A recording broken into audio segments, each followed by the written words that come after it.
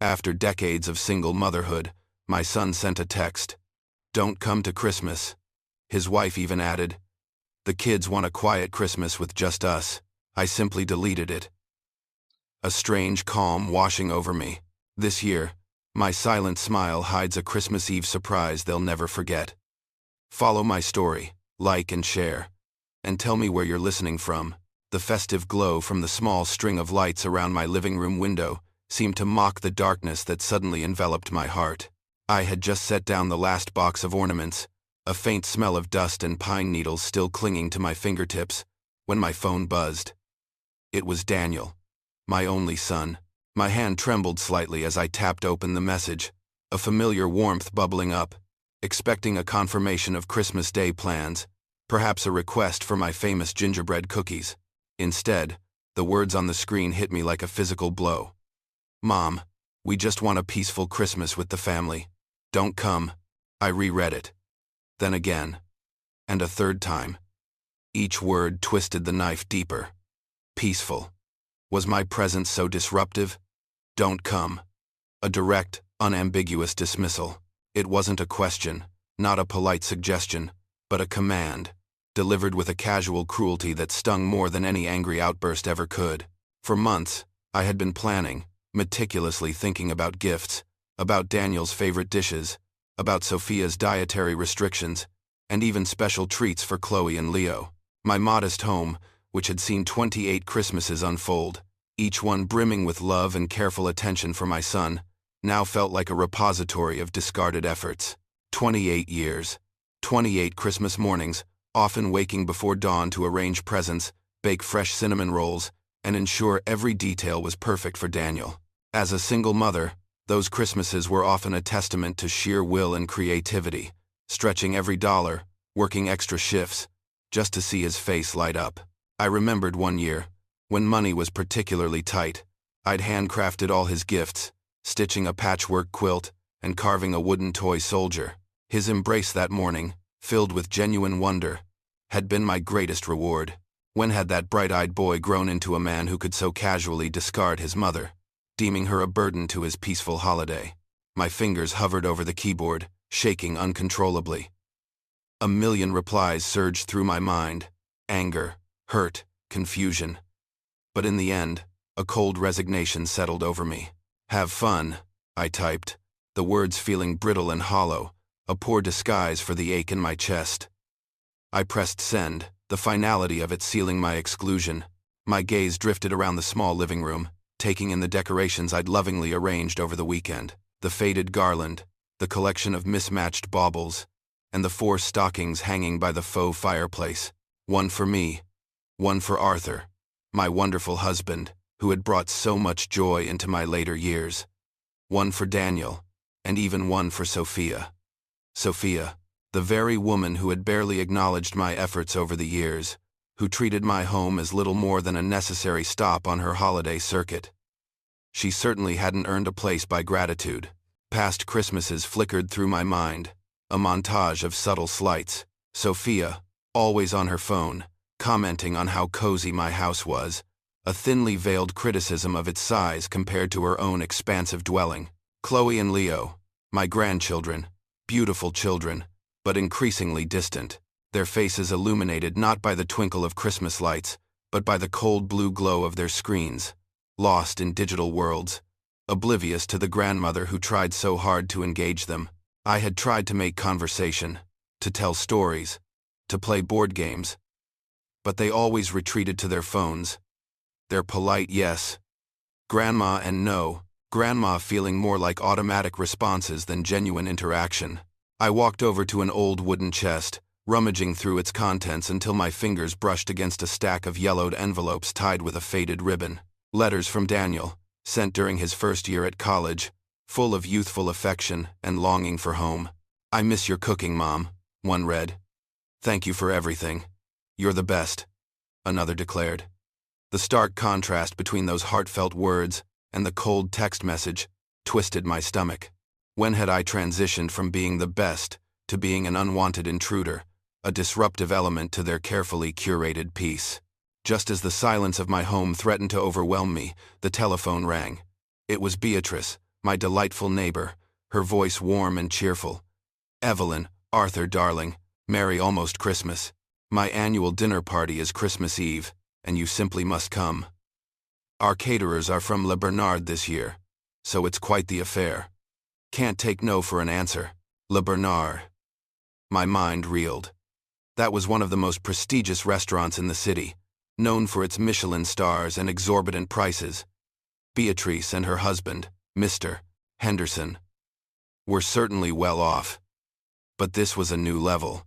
I hesitated, my usual instinct to retreat from grand social events kicking in. "Oh, Beatrice, that's so kind, but I don't know." My voice trailed off. My Christmas plans had just evaporated, leaving a gaping void, but attending such an exclusive event felt entirely out of my comfort zone. Then Daniel's words echoed in my head, "Don't come," and Sophia's unspoken judgment, a sudden defiant spark ignited within me. Why should I spend Christmas Eve wallowing in self-pity? Why should I allow their dismissal to dictate my entire holiday? "You know what, Beatrice," I found myself saying, a new firmness in my voice. "We would absolutely love to come." After hanging up, I walked to the full-length mirror in my bedroom. I hadn't looked at my reflection properly in days. A tired woman gazed back, her graying hair a little unkempt, worry lines etched around her eyes. I imagined myself in my usual simple dress among Beatrice's guests, a room full of millionaires and socialites, perfectly coiffed and dressed in designer clothes. I felt a surge of inadequacy. But then, the image of Daniel's text flashed again, followed by Sophia's condescending smile from a past gathering, and a resolve hardened in my gaze. I remembered my own wedding dress, preserved in a garment bag in the back of my closet, a beautiful black satin gown that I had chosen precisely because it wasn't white. A rebellious choice at the time. It was elegant, timeless, and a little daring. And my mother's pearls, a string of lustrous ivory that had graced generations of women in my family. I would wear them. I would not make myself small. Not anymore. Not for anyone. My phone buzzed again, startling me. Another text. This time from Sophia. "Thanks for understanding, Evelyn. The kids are excited for a quiet Christmas with just us this year." My thumb hovered over the message, a fresh wave of resentment threatening to overwhelm me. But then, a strange calm washed over me. A clarity I hadn't felt in hours. I didn't reply. Instead, I simply deleted the message, and for the first time since that crushing text from Daniel, a small, genuine smile touched my lips. The morning sun, usually a gentle visitor, felt different as it streamed through Evelyn's bedroom window. There was no lingering sadness, no heavy cloud of disappointment from Daniel's text. Instead, she woke with a strange lightness, a sense of clarity that had been absent for far too long. The profound shift in her mindset wasn't a sudden explosion of anger, but a quiet, firm decision. She was done being the overlooked, undervalued mother and grandmother. Yesterday's dismissal had snapped something within her, replacing passive acceptance with resolute self-worth. She brewed herself a cup of Earl Grey, the fragrant steam doing little to calm the unfamiliar flutter in her stomach. With the mug warming her hands, Evelyn walked to her small home office, a space usually reserved for paying bills and managing household affairs. She sat down at her worn wooden desk, the same desk where she'd helped Daniel with countless homework assignments. With a deep breath, she powered on her computer. After a few clicks and a moment of anticipation, she logged into a discreet online portal, an investment account Daniel had no knowledge of. An entire world hidden from her family, the screen illuminated with a series of numbers that always gave her a quiet thrill, a secret power she had never wielded. Today, those numbers read $8,247,332.18. $8,247,332.18. It was the sum total of her inheritance, received 3 years prior from her Aunt Clara. Clara, her mother's elder sister, had been a formidable woman, a shrewd businesswoman who had built a small empire from scratch. She had no children of her own, and to everyone's surprise, had left her entire fortune to Evelyn. The will included a short typewritten note that Evelyn had kept tucked away in her Bible. "To my dear Evelyn, You're the only one in this family who knows the value of hard work, integrity, and what it truly means to earn your keep. Use this wisely." Aunt Clara's words resonated deeply. She had seen through the superficiality of their extended family, the one that often overlooked Evelyn. The truth was, Evelyn had deliberately kept the fortune a secret. She loved Daniel fiercely, but she also knew his tendencies. She wanted him to carve out his own path, to understand the dignity of honest labor. Just as she had taught him throughout his upbringing, she feared that if he knew, he would only see her as a limitless bank, a resource to be tapped, rather than a mother to be cherished. The irony of her fears now felt like a bitter joke. Daniel had, in fact, often borrowed money over the years, small sums for car repairs, larger ones for business opportunities that never quite materialized. Not once had any of it been repaid, yet, despite her quiet generosity, he had still dismissed and disrespected her. The memory of his casual text, "Don't come," felt like the ultimate confirmation that her efforts to foster independence had been in vain.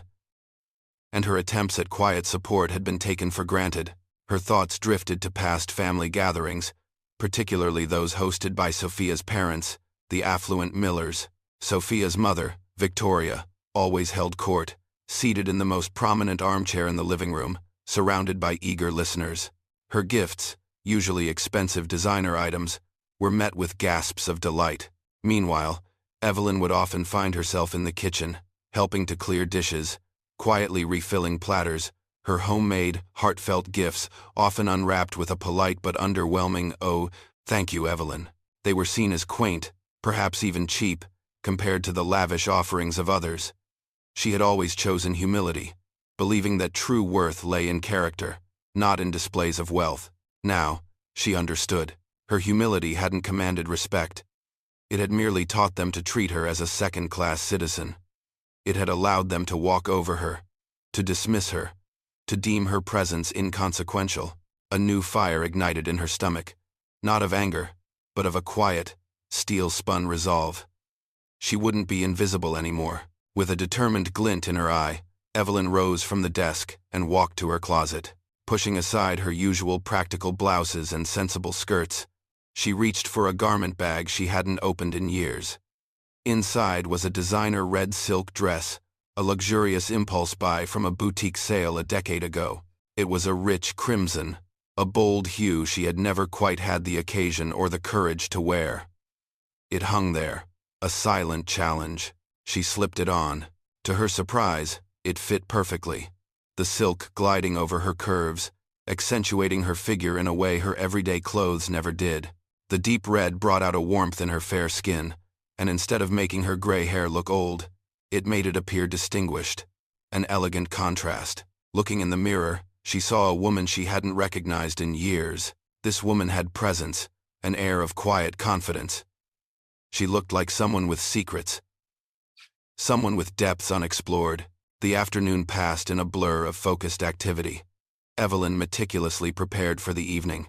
She styled her hair, letting her silvery strands frame her face in soft waves. She manicured her nails, choosing a subtle, sophisticated polish. She applied makeup with a steady hand, enhancing her eyes and giving her lips a delicate blush. Every stroke, every adjustment, was a deliberate act of reclaiming herself, of shedding the layers of invisibility she had allowed to accumulate. She wasn't just getting ready for a dinner. She was stepping into a new version of Evelyn. At precisely 6 p.m., she stood outside Beatrice and Arthur's penthouse door, her heart thrumming with a mixture of nerves and exhilaration.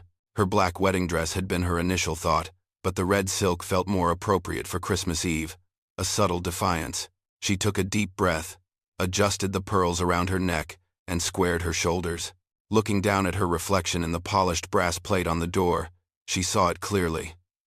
She looked like money. Old money. The kind that didn't need to shout. She looked like a woman who had finally found her voice. She raised her hand and knocked. The heavy mahogany door swung open to reveal Arthur, Beatrice's husband.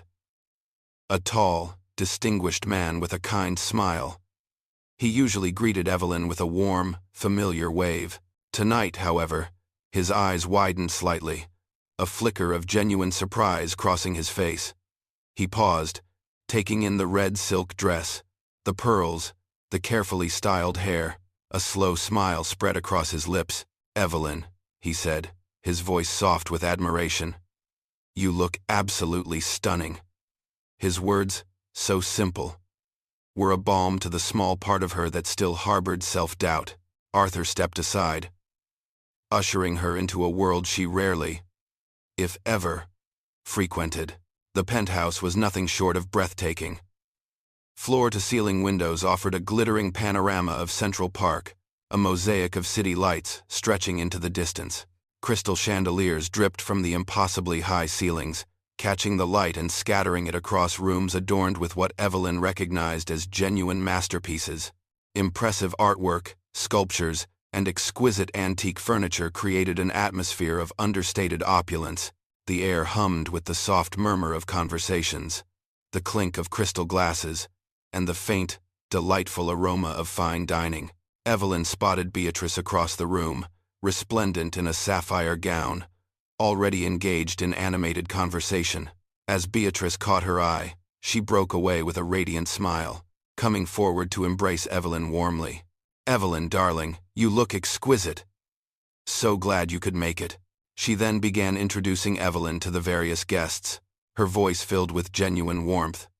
"This is our dear friend Evelyn," Beatrice would say, "a truly wonderful neighbor, and just a fascinating person." Evelyn found herself shaking hands with faces she recognized from society pages and philanthropic event photos. A renowned art collector, a prominent surgeon, a media mogul. A sense of awe mingled with a surprising feeling of belonging. The initial nerves began to dissipate, replaced by a rising tide of confidence. To her astonishment, Evelyn found herself not just listening, but actively engaging in stimulating conversations. She discussed the impact of local food banks with Genevieve Sterling, a formidable woman known for her extensive charity work and sharp intellect. Genevieve listened intently as Evelyn shared her experiences volunteering at a community kitchen, offering practical insights into the struggles faced by working families. Later, she found herself in a lively debate about modern art trends with a museum curator, drawing on forgotten memories from a long-ago art history class. Her opinions, offered tentatively at first, were met with genuine interest and respect. The most surprising encounter was with a former hedge fund manager, a gruff but brilliant man who seemed to relish a good intellectual spar. They found themselves debating current economic policy, and Evelyn, drawing on years of careful budgeting, shrewd financial management of her own modest resources, and a quiet absorption of news, presented a surprisingly cogent argument about the ripple effects of interest rate hikes on small businesses. He listened, nodded, challenged, and ultimately seemed genuinely impressed. For perhaps the first time in years, Evelyn felt truly seen, not as Daniel's mother, or Sophia's mother-in-law, or even Arthur's wife, but as Evelyn, a woman whose thoughts and opinions held value. She was defining herself not by what she couldn't afford, but by the richness of her mind and experience. Dinner was a culinary masterpiece, course after exquisite course from Le Bernard. The conversations flowed easily, and Evelyn felt a warmth spread through her, a stark contrast to the hollow ache of the previous evening. It was during dessert, as the coffee was being served, that Genevieve Sterling turned to her, her expression thoughtful. "Evelyn," she began, "I've been so impressed by your insights tonight, your understanding of the challenges ordinary people face, your empathy. It's truly invaluable. Our foundation board could use someone with your perspective. We often have esteemed members, but few with your real-world experience. Would you consider joining us?" Evelyn's breath caught in her throat. A board position at a prominent foundation? It was an honor she had never dared to dream of, a world light years away from her daily life. But the request was sincere, the appreciation genuine. She met Genevieve's gaze, her heart pounding with a mixture of pride and responsibility. "Genevieve," she replied, her voice steady and serious, "I'd be honored to consider it. Thank you." The possibility of contributing to something so meaningful, of using her experiences for a greater good, filled her with a sense of purpose. It was well past midnight when Arthur gently walked her back to her own apartment door, a comfortable two-bedroom unit in the same building, albeit several floors below Beatrice and Arthur's penthouse. He lingered for a moment, his hand resting lightly on her arm. "You truly shone tonight, Evelyn," he said softly, his eyes reflecting genuine admiration. "I've never seen you quite like this." His words resonated, validating the transformation she felt within. As she entered her quiet apartment, the lingering scent of gourmet food and expensive perfume still clung to her. She kicked off her heels, the red silk dress a glorious splash of color in the subdued lighting. She was still buzzing, her mind replaying snippets of conversations, the feeling of intelligent engagement, of mutual respect. She felt alive in a way she hadn't in years. She glanced at her phone, lying silently on the coffee table. Not a single buzz, not a missed call, not a text. Christmas Day had come and gone. No "Merry Christmas, Mom" from Daniel. No cartoon emojis from Chloe or Leo. No frantic calls asking for help with a last-minute gift or a forgotten ingredient. The silence, which might once have brought a fresh wave of grief, now felt peaceful. And for the first time, Evelyn realized, with a startling clarity, that she didn't miss them. Not their dismissals, not their silent judgment, not their casual indifference. This quiet realization confirmed the internal shift she had felt since yesterday. She was no longer clinging to a family that didn't want her. With a renewed sense of purpose, Evelyn walked back to her small office. She turned on her computer and logged into her secret investment account. The sum, $8,247,332.18, still glowed on the screen, a silent testament to Aunt Clara's belief in her. It was more than just money. It was freedom, power, and the means to redefine her life entirely. A new thought settled in her mind, firm and unyielding. It was time to show her family who she truly was. Not just for them, but for herself. The week after Christmas, Evelyn embarked on a journey of self-reinvention. The first step was symbolic, almost ritualistic. She walked into a Cartier boutique, a place she had only ever passed by, admiring the glittering displays from afar. She wasn't browsing this time. She approached a sales associate with a quiet confidence that belied her inner excitement and asked to see a specific watch. One she had fleetingly admired in a magazine years ago, but had dismissed as an impossible extravagance. She left with an elegant Cartier tank watch, its timeless design, a subtle statement on her wrist. Next, she visited Tiffany & Co., choosing a delicate diamond tennis bracelet that sparkled with understated brilliance. The experience itself was a revelation. Before, when she occasionally ventured into such stores out of curiosity, she was met with polite but detached service, an anonymous browser among many. Now, with a clear intent to purchase, the shift was immediate and profound. She was offered chilled champagne, escorted to private consultation rooms, and attended to by attentive sales associates who treated her with deference and genuine warmth, addressing her as a valued customer. It was a taste of a world where money opened doors, not just to luxury items, but to respect and recognition. By mid-January, Evelyn's transformation was in full swing. She had, with surprising ease, hired a personal shopper, a decorator, and a real estate agent. The real estate agent, a sharp woman named Eleanor, quickly understood Evelyn's unspoken desire for a home that reflected her newfound confidence. Evelyn purchased not just any apartment, but a luxurious 2-bedroom unit on a higher floor in the very same building as Beatrice and Arthur. This new apartment boasted marble countertops, custom cabinetry, and, most importantly, a breathtaking, expansive view of the city skyline, a view that dwarfed the small patch of sky visible from her old, modest unit just a few floors below. The irony was not lost on her. Daniel had never once visited her in her former apartment over the past 5 years, despite it being in the same building as his beloved Aunt Beatrice. He had always expected her to come to him. Beatrice, ever the gracious friend, was delighted and immediately offered to help Evelyn choose furniture and decor. As they browsed through swatches and catalogs in Evelyn's new, sun-drenched living room, Beatrice paused, a thoughtful expression on her face. "Evelyn," she observed, "it's quite a change from your old place. A complete transformation." Evelyn simply smiled, her gaze sweeping across the panoramic view.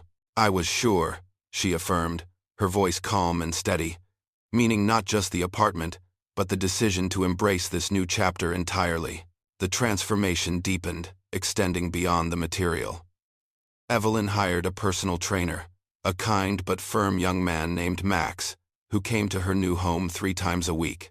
Her apartment, unlike her old one, had enough space for a small, well-equipped gym. Max guided her through workouts that gradually built her strength and stamina. She also began working with a stylist, a savvy professional, who taught her how to dress for her body, how to choose colors and fabrics that accentuated her features, and how to carry herself with an elegance that matched her evolving public role. No more shrinking viaves or fading into the background. And then there was the chef. Twice a week, a talented private chef prepared an array of delicious, healthy meals, stocking her refrigerator with gourmet delights. Evelyn had spent a lifetime serving others, preparing countless meals for Daniel, for family gatherings, for every occasion. Now, she simply enjoyed being served. It was a subtle but profound shift, a quiet reclaiming of her time and energy. Within 2 months, the physical and internal changes in Evelyn were remarkable. Her posture was straighter, her movements more fluid, her eyes brighter.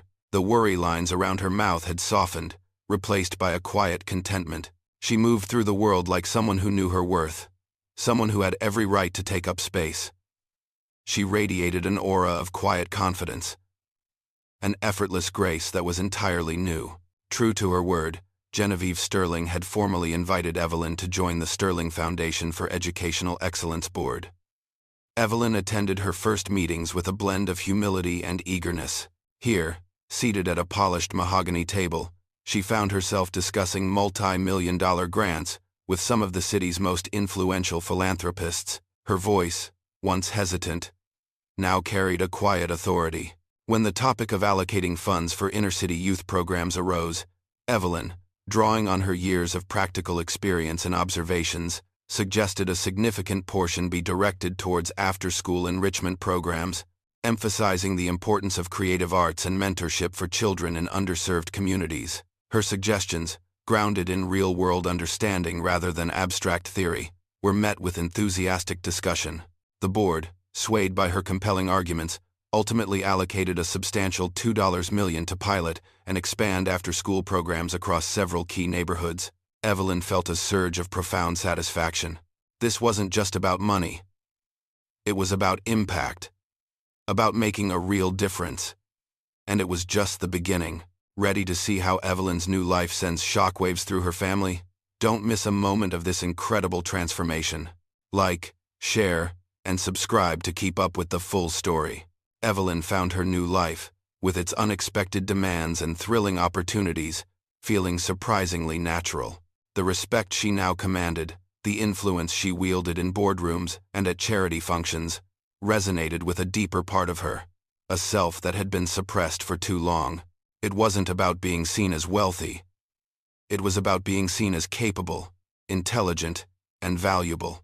This authenticity was what surprised her most. She wasn't playing a role. She was simply finally being herself. Her social calendar filled at a dizzying pace. Invitations to exclusive gallery openings, glittering charity galas, and intimate private dinner parties arrived almost daily. She attended with Arthur and Beatrice, or sometimes with Genevieve Sterling, finding genuine pleasure in the sophisticated conversations and the elegant surroundings. One evening, at a high-profile museum fundraiser, she found herself laughing easily with a renowned tech billionaire. The next day, a photograph of them appeared in the city's society pages, accompanied by the caption, "Evelyn Morrison, philanthropist and foundation board member, discussing future initiatives with Mr. Stay, Thomas Sterling." The title philanthropist and foundation board member felt less like an accolade and more like an accurate description of who she had become. She embraced it, recognizing this as her true self, finally unearthed after decades of making herself small for others. Her world expanded beyond the confines of the city. She began to travel, first a delightful escape to Napa Valley with Beatrice and Arthur, where she indulged in luxurious wine tastings and gourmet meals, marveling at the rolling vineyards. Then, a few weeks later, she joined Genevieve for a cultural exploration of Paris. These trips were not merely vacations, they were journeys of self-discovery. She delighted in buying clothes from Parisian boutiques that made her feel beautiful, elegant, and perfectly at ease. She discovered a passion for fine wines, finding immense satisfaction when a sommelier at a Michelin-starred restaurant genuinely praised her evolving palate, asking for her opinions on subtle notes and complexities. Each experience was a quiet affirmation that she deserved this, that she had earned this richness in her life. Then, in March, something new began to happen. Photos of Evelyn, taken by her new friends at various events, started appearing on social media. There she was, at a private art auction, a glass of champagne in hand, her eyes sparkling. Another photo showed her at a Tuscan wine tasting, a wide, genuine smile on her face. Yet another captured her mid-conversation at an elegant dinner, her posture poised, her expression engaged. In every image, she projected an undeniable air of substance and style.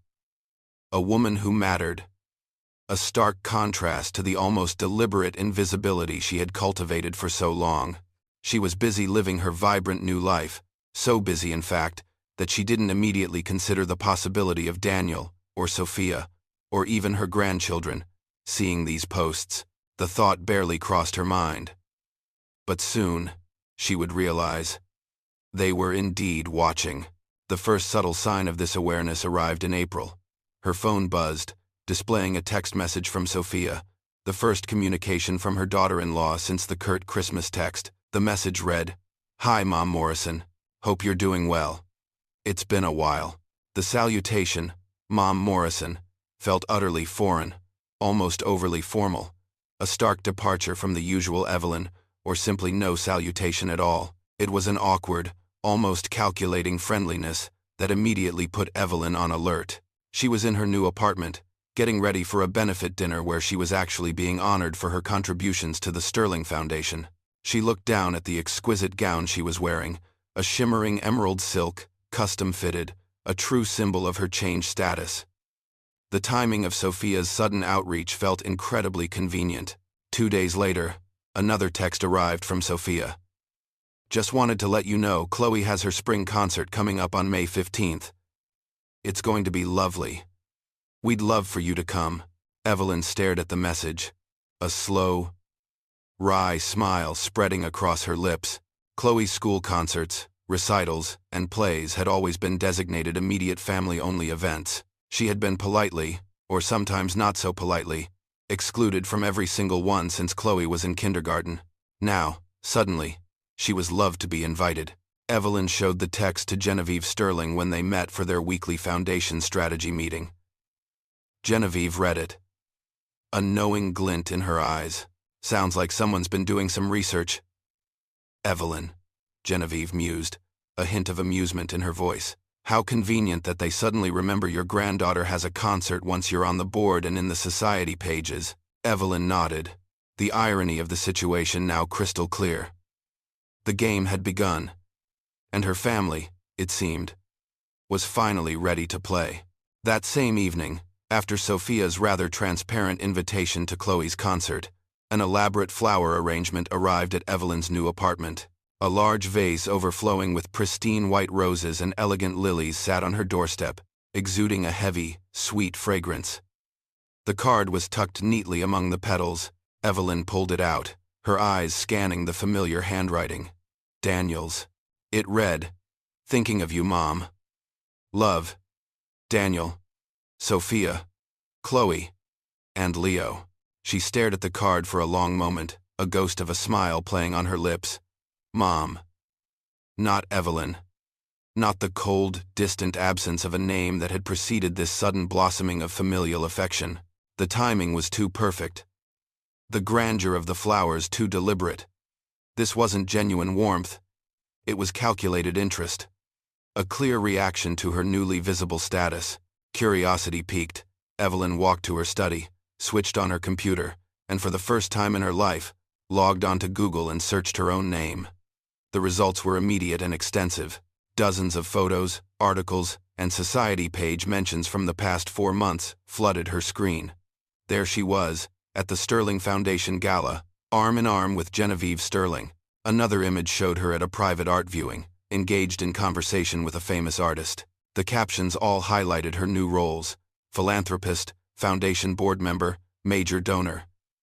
It was all there, laid bare for anyone to see. A soft, almost cynical laugh escaped her lips. They hadn't missed her. They hadn't missed the woman who had nurtured Daniel for decades, who had quietly supported his every endeavor. No, they had missed the idea of her. The newfound status, the undeniable wealth that clearly accompanied her public resurgence. It was a bitter realization, yet one that solidified her resolve. The true test of their sudden interest came brutally early one Tuesday morning in late April. At precisely 7 a.m., Evelyn's phone began to ring. It was Daniel. She recognized the number immediately. The calls came in rapid succession, one after another, an insistent, almost frantic ringing that filled the quiet luxury of her new apartment. Evelyn, however, was already in her home gym, engaged in a vigorous session with Max, her personal trainer. She glanced at the screen, then back at Max, a silent understanding passing between them. She wasn't immediately available anymore. She wouldn't be. She let the calls go to voicemail. While Max put her through her paces, the phone buzzed periodically on the small table next to her treadmill, a testament to Daniel's growing desperation. By the time she finished her workout, cooled down, showered, and settled down for a leisurely breakfast prepared by her chef, a quick check of her phone revealed 17 missed calls. 17. That number alone spoke volumes. Evelyn scrolled through the notifications and began listening to the voicemails. Daniel's voice, usually confident, often dismissive, was now laced with an unmistakable nervousness, an underlying current of neediness she hadn't heard from him since he was a teenager. The first few messages were vague, expressing concern, asking if she was okay. But by the fifth message, the true reason for his frantic attempts broke through. "Mom," his voice was strained. "I saw the photos online from the charity events, from the Sterling Foundation. We really need to talk. It's urgent. Please just call me back." There it was. The confirmation. He had seen. He had connected the dots between her public transformation, her newfound wealth, and her sudden, complete absence from their lives. The exclusion he had initiated at Christmas had, ironically, led to her liberation and ascent, and now he was clearly desperate to reconnect with the version of his mother who wielded power and influence. As she finished listening, Evelyn idly opened her web browser again. New photos had just been posted from the Literacy Foundation's spring benefit, which she had attended the previous night. There she was, featured prominently, seated next to the mayor's wife, the caption identifying her as Evelyn Morrison, major foundation donor, whose generous support continues to uplift our community. The visibility was undeniable. As if on cue, her phone rang again. Daniel. Evelyn took a deep breath, a quiet resolve settling over her. This time, she answered. "Hello, Daniel," she said, her voice calm, clear, and direct. The directness seemed to catch him off guard, a slight hesitation on the other end of the line. "Mom, oh thank God. I've been trying to reach you," Daniel blurted out, a wave of palpable relief in his voice.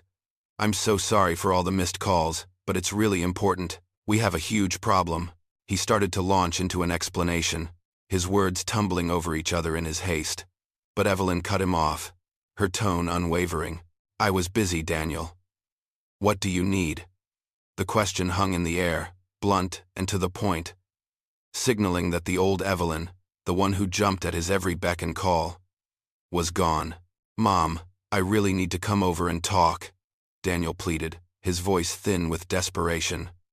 Evelyn could almost hear the frantic energy vibrating through the phone line. "That won't be possible, Daniel." Evelyn replied smoothly, her gaze drifting over the cityscape visible from her penthouse window. "I no longer live in my old apartment." A beat of silence followed, thick with confusion. "What? Where are you? Are you all right? Did something happen?" "I'm perfectly fine," Evelyn said, a hint of amusement in her tone. "I'm still in the same building, actually. Just a different apartment. A different life, you could say. The penthouse, to be precise." Daniel was momentarily speechless. The idea of his mother, the woman who had lived in the modest two-bedroom apartment for decades, now occupying a penthouse, seemed utterly unfathomable to him. His gasp was almost audible. "The penthouse? Mom, What are you talking about? Evelyn glanced at the sleek, minimalist calendar on her wall. I have a rather full schedule today, Daniel. I can give you 30 minutes at 11 a.m. No more. Yes, of course, Mom. I'll be right there. His relief was palpable, laced with a new urgency. Exactly at 11 a.m., the doorbell chimed. Evelyn opened the door to a sight that was both familiar and startling. Daniel stood before her, not in his usual crisp business attire, but looking visibly worn down and rumpled. His shirt was wrinkled, his hair disheveled, and his eyes carried the heavy burden of stress. He stepped into the opulent foyer, his gaze sweeping over the marble floors, the modern art, the expansive views, his mouth slightly agape. He was clearly overwhelmed, his discomfort a stark contrast to Evelyn's serene composure.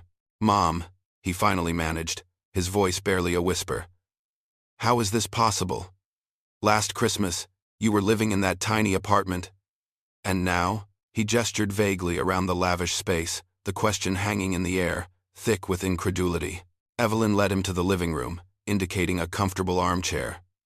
She sat opposite him, perfectly poised. 3 years ago, Daniel, Aunt Clara left me everything. Her entire estate. She paused, letting the words sink in. It was just over $8 million. The number hit Daniel like a physical blow. His jaw slackened, and his eyes widened to saucers. He literally staggered back a step before collapsing into the armchair. $8 million? He choked out, his voice a mixture of shock and betrayal. And you didn't tell me? Your own son? Evelyn met his gaze unflinchingly. Tell you what, exactly, Daniel? That I had money you could borrow? Money you could squander on another one of your ventures that never panned out? Or perhaps that I had money so you and Sophia could finally afford that house you always wanted, even though you wouldn't have earned it yourself? She watched his face flush, the accusations ringing true. Funny, isn't it?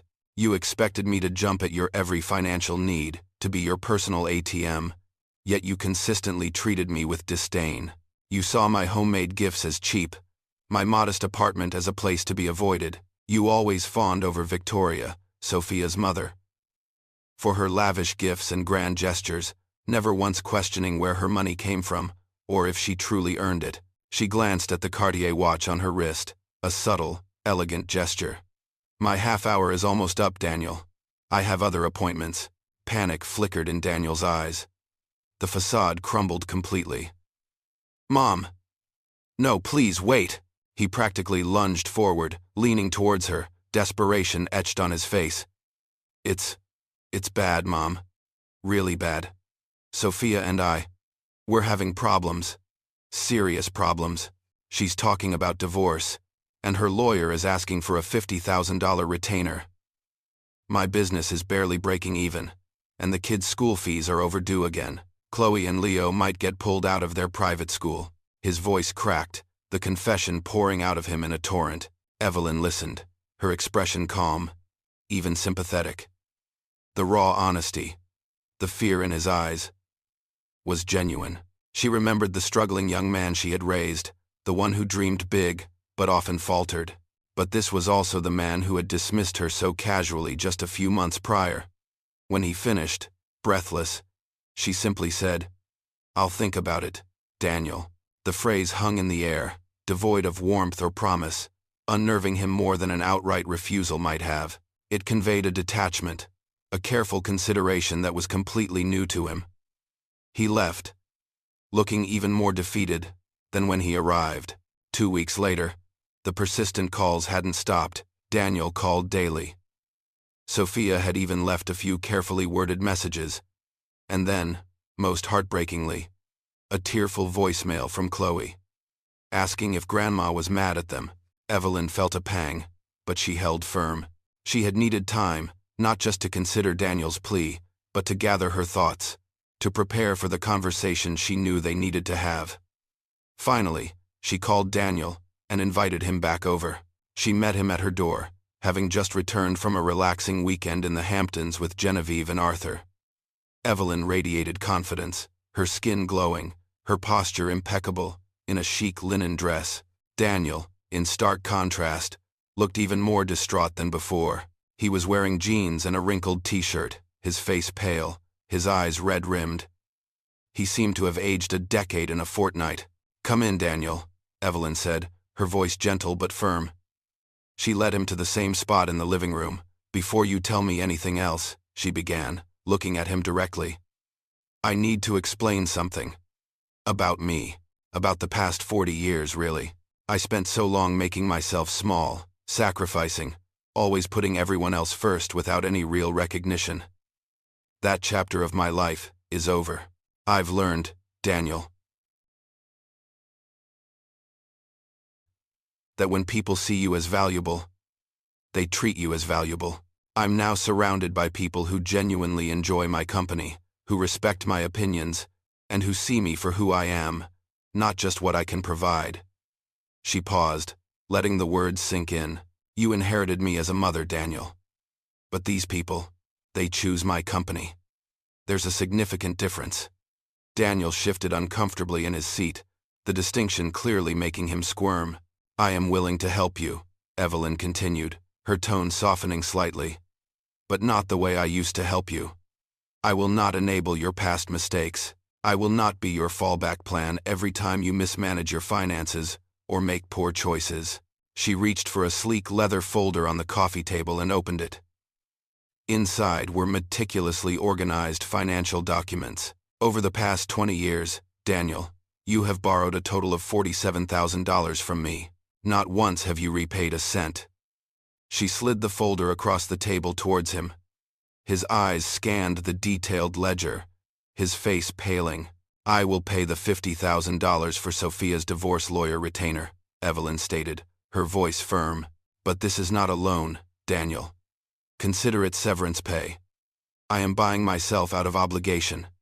As of today, I am officially retiring from being your financial backup plan.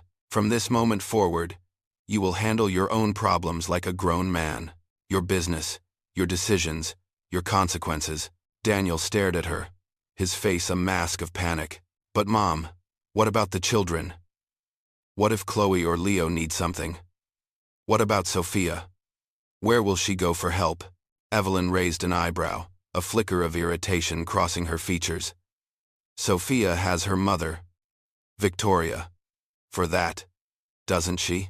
The woman whose generosity you and Sophia have always lauded, whose expensive gifts were always celebrated. Surely, Victoria, with all her influence, can step in for her daughter and grandchildren, just as you always expected me to." The entitlement in his question, so deeply ingrained, was laid bare. Then, Evelyn brought up the elephant in the room. "And let's not forget last Christmas, Daniel. You explicitly told me not to come. You chose your comfort, your peaceful Christmas with the family, over my feelings, over my loyalty, over decades of sacrifice. You made your choice. Now, you live with the consequences of that choice." Daniel finally broke, his shoulders slumped, and he buried his face in his hands. A raw, choked apology emerged. "Mom, I'm so sorry. Truly. I was a fool. I took you for granted. I never saw you. Not really. Never saw you as a person with your own dreams, your own needs. Just Mom, who was always there." His confession was heartfelt, the genuine regret in his voice undeniable. "Then accept that I am a changed person, Daniel," Evelyn said, her voice softer now, but still resolute. "I am no longer begging for inclusion. I am making my own choices, choosing my own company, and building a life that fulfills me.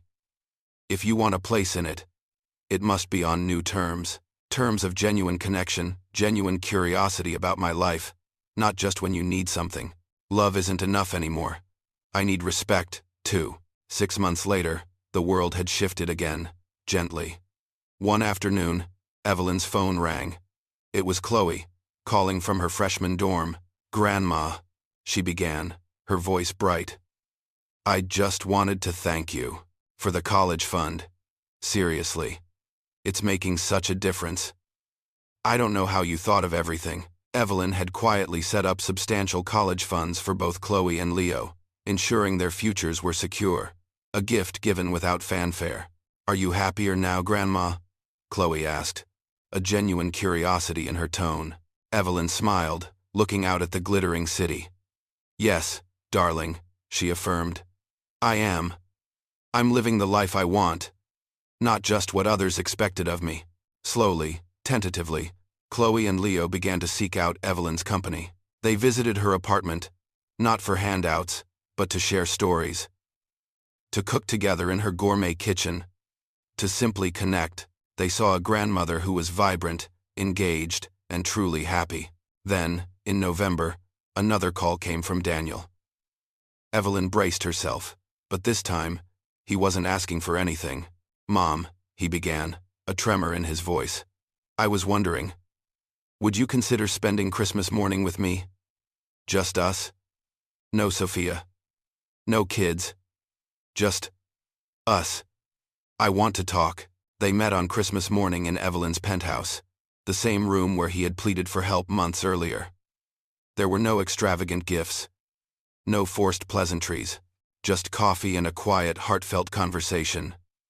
Daniel, finally, truly apologized, not for money, but for years of taking her for granted, for his thoughtless exclusion, for never considering her happiness or her dreams. It was a true reckoning, a turning point. Later that Christmas evening, as the city lights twinkled outside her window, Evelyn received a call from Genevieve Sterling. "Evelyn, darling, wonderful news. The board just voted you to chair the education committee. Congratulations." Evelyn held her crystal glass of champagne aloft, toasting to the glittering skyline, to new beginnings, and to her hard-won freedom. Her family was slowly, imperfectly, learning to value her, and Evelyn, for the first time, truly understood that love without respect isn't truly love at all.